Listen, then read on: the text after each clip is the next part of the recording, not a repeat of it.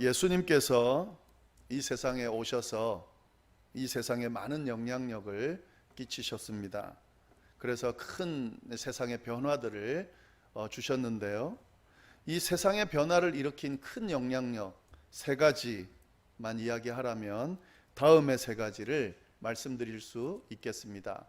예수님의 생애와 관련되는 그런 변화들인데요. 첫 번째는 예수님의 탄생이 끼친 영향력입니다. 예수님께서 탄생하심으로 인해서 세상에 큰 변화가 일어났습니다. 그것이 뭐냐면요, 우리 이 세상이 지금 계산하고 사용하고 있는 이 날짜의 기준이 됐습니다. 기원 전, 기원 후 이렇게 나누는 기준이 바로 예수님의 탄생입니다. 지금 저희가 2020년을 살고 있는데요. 이 2020년이라는 날짜 계산은 그 기원 전, 기원 후 2020년이다. 이렇게 되는 거죠. 이 기원전이라고 하는 이 BC는 Before Christ라고 하는 것의 약자인데요. 예수님이 오시기 전 이렇게 이런 의미고요. 다 아시겠지만 기원 후는 AD라고 그러는데 안노 도미니 라틴어입니다. 이것의 약자입니다. 이 안노 도미니라는 말은 예수님의 해, 그러니까 예수님이 오셔서 예수님께서 계신 해, 날 이런 의미가 있습니다. 그래서 기원 후는 예수님께서 오신 이후 그렇게 기준으로 의미를 부여하고 있습니다. 이렇듯 예수님께서 탄생하신 이후에 꼭 신앙적이지 않아도요, 그러니까 일반적으로 이 세상에 큰 변화가 일어났는데 바로 이렇게 날짜가 계산되어지는 기준이 되셨다 하는 거죠.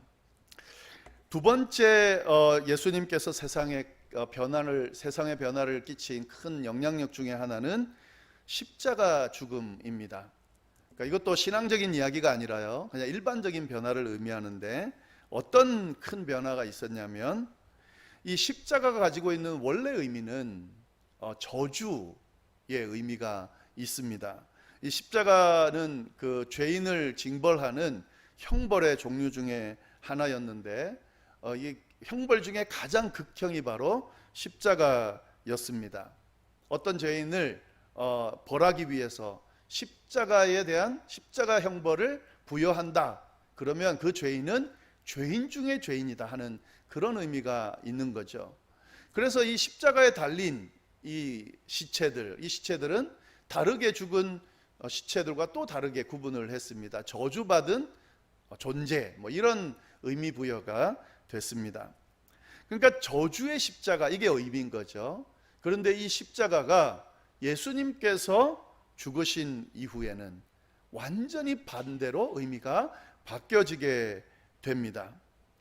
예수님께서 십자가를 지시고 난 뒤에 이 저주의 십자가가 어떤 십자가로 바뀌었냐면 숭고한 십자가, 거룩한 십자가로 그 의미가 바뀌어서 사용되게 됩니다. 예수님께서 이 십자가를 통해서, 이 십자가의 죽음을 통해서 보여주신 모습은 희생이거든요. 그것도 그냥 희생이 아니라 인류의 죄를 대속하는 그런 거룩한 희생, 그런 희생을 이 십자가를 통해서 이루셨거든요. 또 이 십자가가 갖고 있는 의미는 사랑이거든요. 인류를 사랑하는, 그것도 자신을 아예 내어놓고 죽음으로 사랑한 그 어떤 것도 비교할 수 없는 큰 사랑의 의미가 이 십자가 안에 담겨져 있습니다.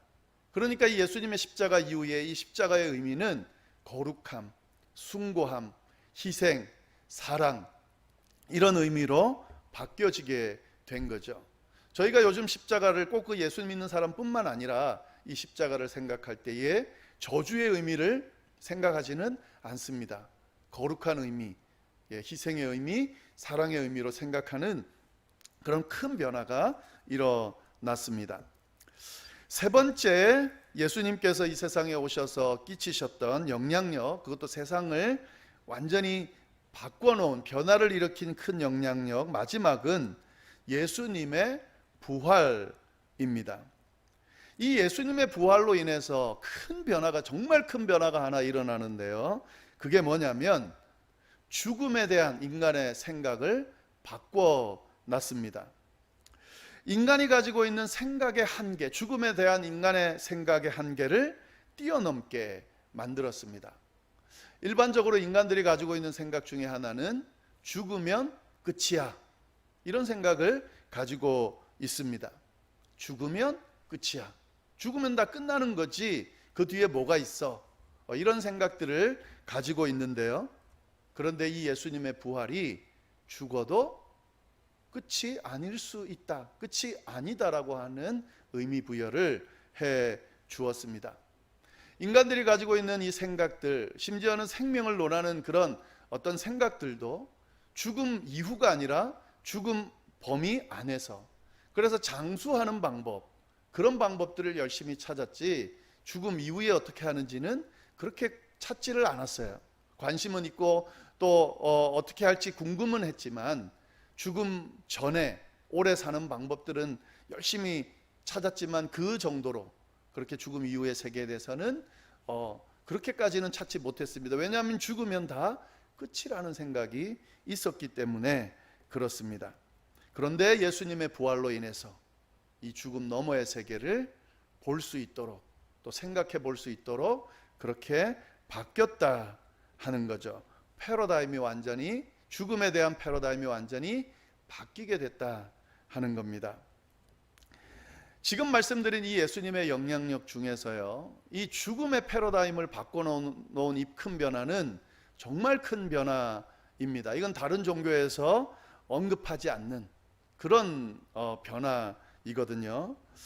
이 부활에 관해서는 그 다른 종교에서는 언급하지는 않습니다. 그리고 일반적인 종교의 경우에 그 창시자가 있다고 했을 때 이 창시자의 흔적, 특히 말씀드리면은 시체를 굉장히 중요하게 생각을 합니다.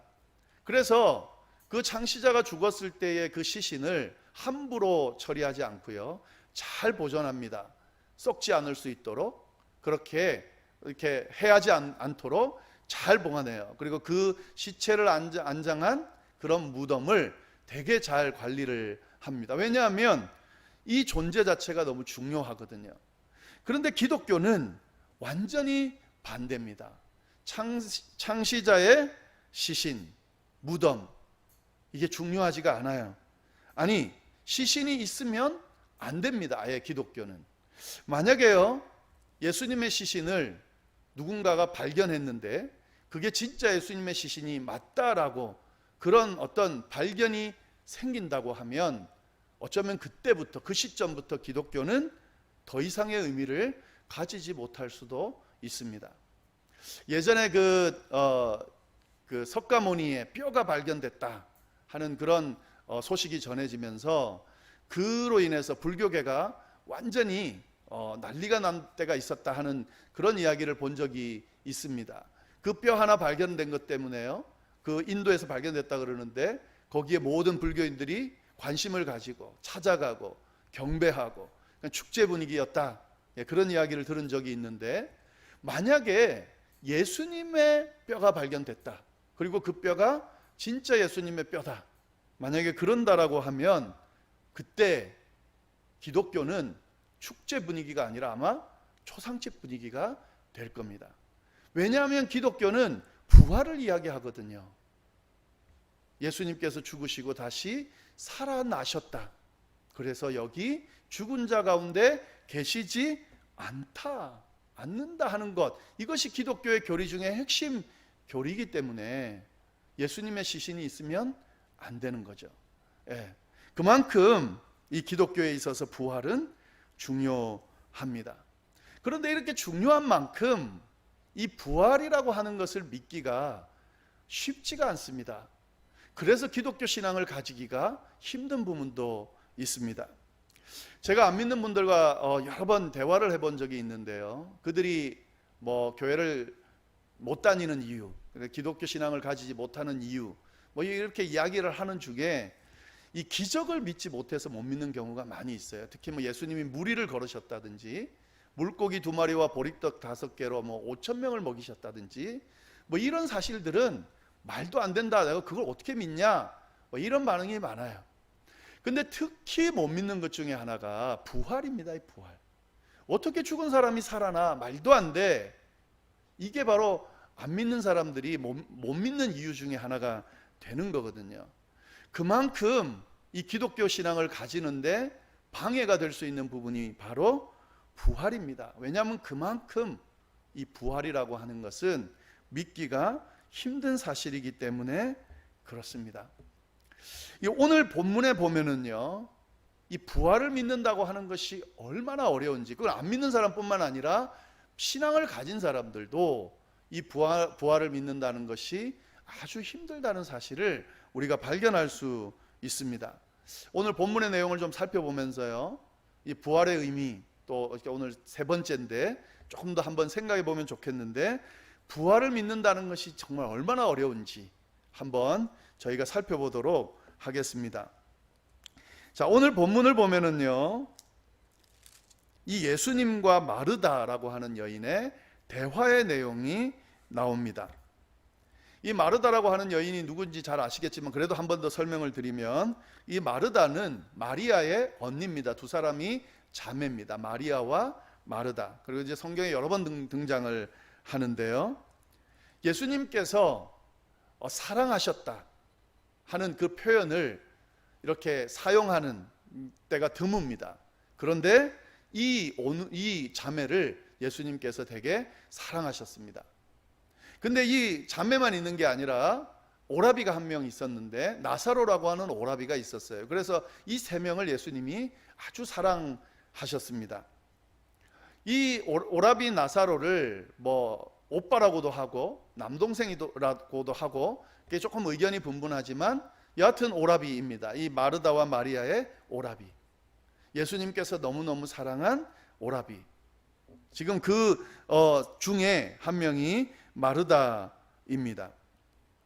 근데 이 본문의 내용은 대략적으로 이렇는데요, 이 세 명 중에 나사로, 오라비가 병이 들어서 죽게 됐습니다.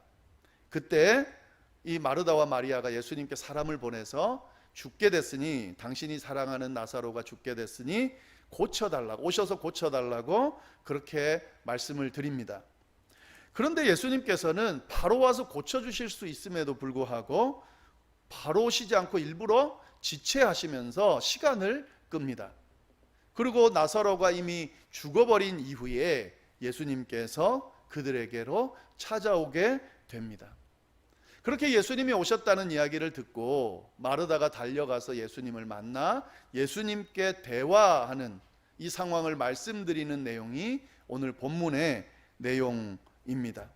그러면서 예수님께 여차여차해서 나사로가 죽었습니다 라는 소식을 알려줍니다. 그런데 예수님께서 이제 그 마르다의 이야기를 듣고 뭐라고 말씀해 주시냐면요, 제가 23절을 한번 읽어보겠습니다. 23절에 이렇게 되어 있는데, 예수께서 이르시되 내 오라비가 다시 살아나리라. 예수님께서 이 마르다의 이야기를 듣고 오빠 나사로가 죽었습니다 예수님, 이렇게 말씀을 드렸더니 예수님이 뜬금없이 야, 네 오라비가 다시 살아날 거다, 이렇게 이야기를 해 줍니다. 그때 이 마르다가 이 이야기를 듣고 어떻게 반응을 할까요? 믿었을까요? 근데 전혀 믿지를 못해요. 예수님께서 하신 말씀을 이 마르다가 받아들이지를 못합니다. 그런데 저희가 하나 잘 생각해 봐야 될 부분은, 사실 마르다면 예수님이 하시는 이 말씀을 믿을만 한 사람인데 못 믿는다 하는 거죠. 원래 예수님에 대해서 잘 안 믿는 사람이면 예수님이 하신 말씀을 듣고 못 믿겠습니다 이렇게 반응하는 건 괜찮은데요, 마르다가 이렇게 반응하는 거는 사실은 좀 어색한 대답입니다. 어색한 모습입니다.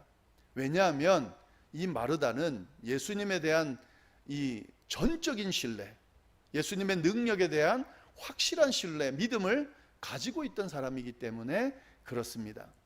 그 내용을 한번 보겠습니다. 17절부터 제가 한번 쭉 읽어볼게요. 마르다가 어떤 믿음을 가지고 있었는지. 예수께서 와서 보시니 나사로가 무덤에 있은지 이미 나흘이다. 베다니는 예루살렘에서 가깝기가 한 오리쯤 되매 많은 유대인이 마르다와 마리아에게 그 오라비의 일로 위문하러 왔더니 마르다는 예수께서 오신다는 말을 듣고 곧 나가 맞이하되 마리아는 집에 앉았더라. 이미 나사로는 죽었고 죽은 지 나흘이 돼서 장사 지내버렸고 예수님이 오셨고 이제 마르다가 가서 예수님을 맞이했습니다. 그러면서 21절에 뭐라 그러냐면 이렇게 돼 있어요. 마르다가 예수께 여짜오되 주께서 여기 계셨더라면 내 오라비가 죽지 아니하였겠나이다. 이게 마르다의 믿음이에요. 마르다가 어떤 믿음을 가지고 있냐면 주께서 여기 계셨더라면 오라비가 죽지 아니했을 겁니다 라고 고백을 합니다. 여러분, 이 고백하는 것이 얼마나 힘든지 아세요? 지금 이 고백을 하는 상황이 어떤 상황이냐면요, 나사로가 죽기 직전의 상황이었어요. 죽기 직전의 상황인 사람을 두고 그 사람이 다시 회복될 거라고 믿는 것은 쉽지가 않습니다.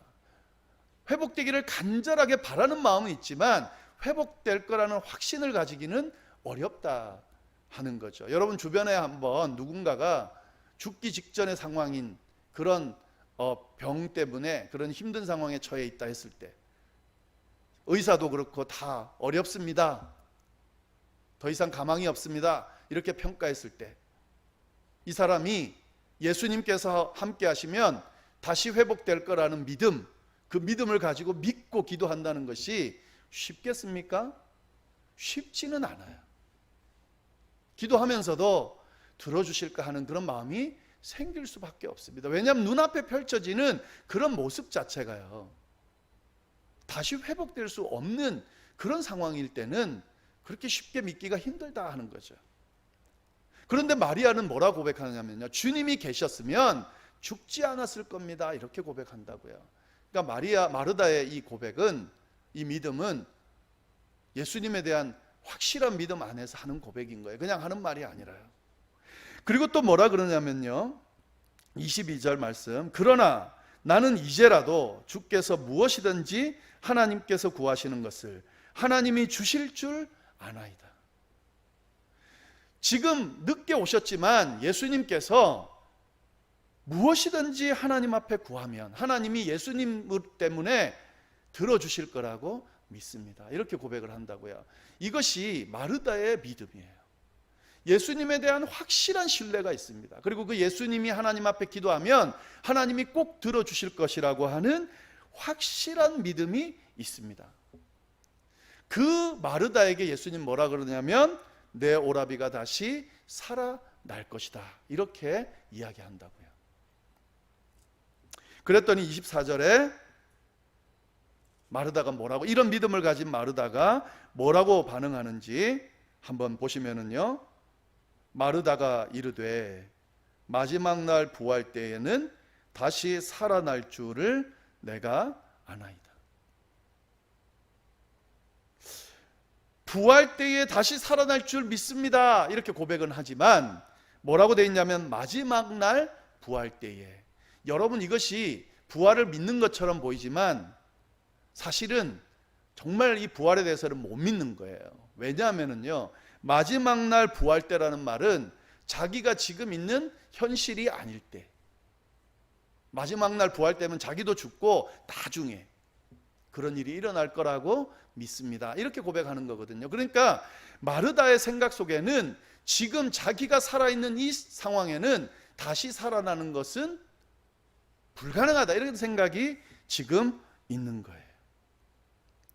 그러니까 부활을 믿는 것 같지만 믿지 않고 있다 하는 거죠. 참 안타까운 일이에요. 마르다가 갖고 있는 믿음은 정말 좋습니다. 그 누구도 하지 못할 정도의 그런 믿음의 고백을 하고 있습니다. 그런데 예수님이 다시 네 오라비가 살아날 거라는 그 말은 믿지 못하고 있다 하는 거죠. 마르다의 믿음이 부족한 거죠. 그런데 쉽게 부족하다고 말할 수는 없어요. 계속 보시면은 이 마르다의 고백 속에는 이 부족한 고백이 없거든요. 근데 왜 이렇게밖에 고백할 수 없을까? 이건 마르다도 어쩔 수가 없는 거예요. 왜 그러냐면 마르다가 생각하는 죽음에 대한 생각의 한계는, 죽음 너머는 아예 생각할 수조차 없는 그런 죽음에 대한 패러다임을 갖고 있기 때문에 그렇습니다. 죽으면 끝인 거예요. 마르다가 생각하는 죽음에 대한 패러다임은 이겁니다. 죽으면 끝나는 겁니다. 그러니까 그 패러다임 안에서만 생각을 하는 거예요. 죽지 않은 상황에서 할 수 있는 그런 생각, 그런 믿음을 가지고 있는 거죠. 인간이 가질 수 있는 최고의 믿음을 가지고 있지만 죽음 너머는, 그 한계 너머는 생각하지 못하는 그런 믿음을 가지고 있는 겁니다. 아예 죽음 이후에 대해서는 생각하지 못하고 있습니다. 이것이 바로 마르다가 가지고 있는 신앙의 문제입니다. 마르다는 신실한 믿음을 가지고 있지만 자기 인간의 한계 범위 안에서만 생각하는 그런 믿음을 가지고 있었다 하는 거죠. 근데 예수님은 이런 마르다의 모습을 보면서 책망하지 않으시고요, 계속해서 말씀하십니다. 25절, 26절 말씀 뭐라고 하시냐면 이렇게 되어 있어요. 예수께서 이르시되 나는 부활이요 생명이니 나를 믿는 자는 죽어도 살겠고 무릇 살아서 나를 믿는 자는 영원히 죽지 아니하리니 이것 믿느냐. 예수님께서 지금 마르다와 대화하면서 뭘 지금 계속 강조하고 있냐면 인간이 가지고 있는 이 죽음에 대한 한계를 뛰어넘는 이야기를 계속하고 있는 거예요.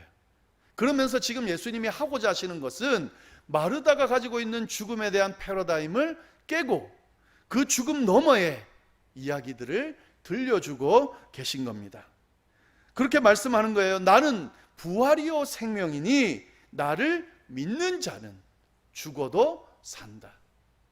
죽으면 끝이라 생각하는 너희의 생각과 달리 나는 부활이요 생명이니 나를 믿는 자는 죽어도 산다. 근데 네가 마지막 때에 다시 부활할 줄 내가 믿습니다, 그런 식으로 이야기하니까 내가 더 이야기한다. 만약에 살아서 나를 믿으면 영원히 죽지 않는다.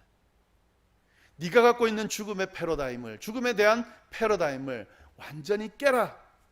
나 안에서는 그 인간이 가지고 있는 죽음의 한계를 뛰어넘을 수 있다라는 사실을 지금 가르쳐주고 있는 겁니다. 이것이 예수님께서 부활에 대해서 가르쳐주고 있는 가르침의 핵심 내용입니다. 그러면서 마르다에게 다시 물어봅니다. 이것을 내가 믿느냐. 이 정도 이야기했으면 이 패러다임이 깨져서 좀 믿을 법한데 마르다는 그래도 믿기가 힘들었던 것 같습니다. 뭐라고 대답하냐면 27절에 이렇게 대답을 해요. 주여 그러하외다. 그러하외다. 이렇게 긍정을 해요. 근데 뭐라 그러냐면 주는 그리스도시요 세상에 오시는 하나님의 아들이신 줄을 내가 믿나이다. 여러분 지금 이 고백을 보면은요, 엄청난 고백이에요. 기독교의 고백, 신앙 고백의 전부입니다. 이게 하나님, 주는 예수님이 그리스도요 살아계신 하나님의 아들입니다. 이게 기독교 고백의, 예수님에 대한 신앙 고백의 전부거든요. 마르다는 지금 이 고백을 하고 있어요. 완벽한 고백을 하고 있습니다. 예수님이 구세주라는 사실을 믿어요. 자신을 구원할, 인류를 구원할 구세주라는 사실을 확실하게 고백하고 있습니다. 그리고 그가 하나님의 아들, 신이라는 사실도 확실하게 고백하고 있습니다. 엄청난 신앙 고백을 하고 있습니다. 그런데 부활은 못 믿어요. 참 이게 안타까운 일인 거죠. 가지고 있는 그 패러다임을 못 깨고 있는 거죠. 그 범위 안에서 지금 이해하는 겁니다. 주는 그리스도시요 살아계신 하나님의 아들입니다. 이 고백, 이 믿음은 할 수 있을 것 같은데 죽은 자가 다시 살아난다는 말은 못 믿겠는 거죠.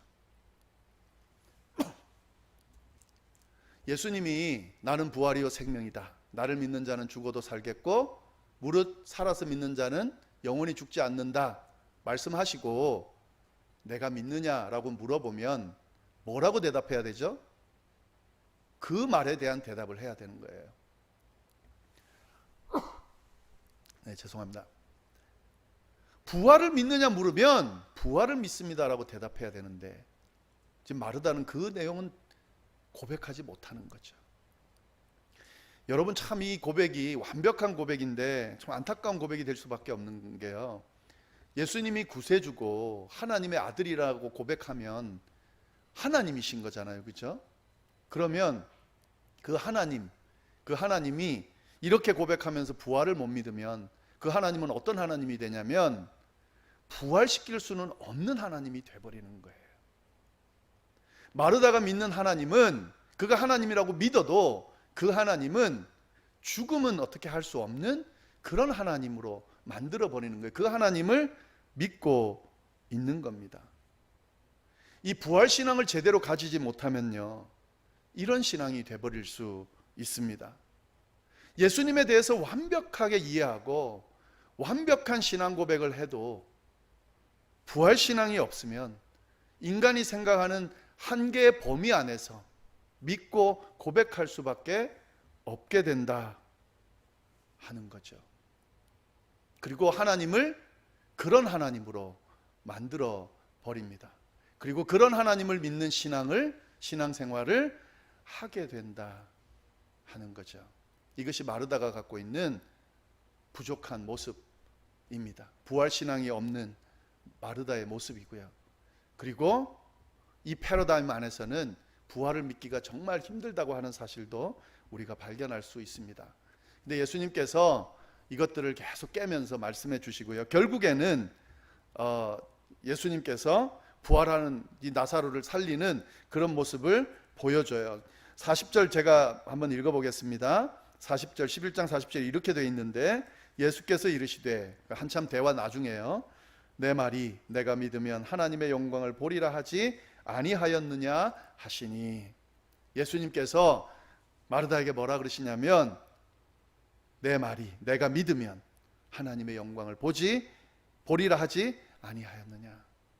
부활을 믿으면 그 믿는 만큼 하나님의 영광을 보리라고 내가 말하지 않았냐. 그리고 나사로 앞에 나가서 무덤 돌을 옮기라 그러고 나사로야 나오라 그러니까 진짜 죽은 나사로가 살아서 나오게 되는 그런 기적이 일어납니다. 그리고 마르다가 그 기적을 보게 됩니다. 마르다가 가지고 있는 죽음에 대한 패러다임이 깨지는 과정이죠. 근데 여기서 완성되는 것이 아니라요, 죽으신 예수님께서 3일 만에 살아날 것이라고 말한 그 약속대로 죽음을 이기고 살아나는 그 순간 마르다는 완전한 죽음에 대한 패러다임을 깨고 부활신앙으로 새롭게 세워진 그런 패러다임으로 바뀌는 그런 놀라운 역사를 경험하게 됩니다. 여러분 한번 상상해 보세요. 이 이후에, 예수님께서 부활하신 이후에 이 마르다가 죽음에 대한 다른 패러다임을 가지고, 부활신앙에 근거한 죽음에 대한 패러다임을 가지고 살았다라고 했을 때, 그때 그 삶의 여정이 어땠을까 한번 생각해 보자 하는 거죠. 예수님 돌아가시고 난 뒤에 예수 믿는 사람들이 힘들어졌잖아요. 예수 믿는 사람들 막 핍박하고 죽이고 할 때, 그때 이 초대교회 성도들 중에 한 명이 마르다였거든요. 그러니까 마르다의 삶이라고 하는 것은 힘들었을 겁니다. 어쩌면 나사로가 새롭게 살아나는 이런 기적을 경험했지만, 나사로가 죽음 직전에 가고 죽었던 그런 절망의 시간들을 어쩌면 계속해서 여러 번 또 보냈을 수도 있습니다.